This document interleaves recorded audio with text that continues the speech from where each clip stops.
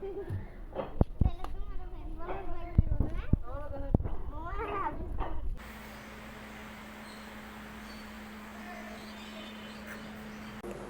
আলাইকুম।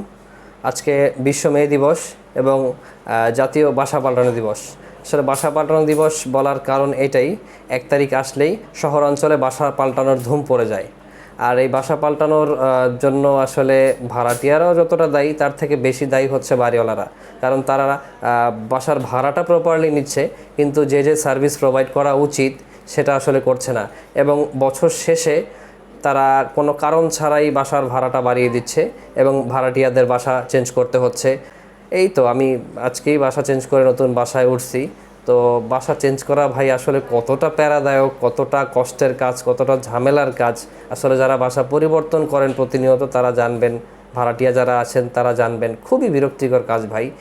কেউ স্বেচ্ছায়, কেউ আনন্দে, কেউ শখের বশে বাসা চেঞ্জ করে না।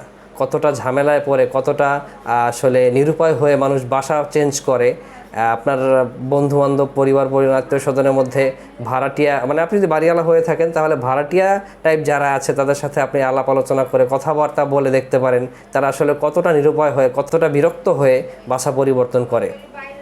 আশা করি অবশ্যই বুঝবেন।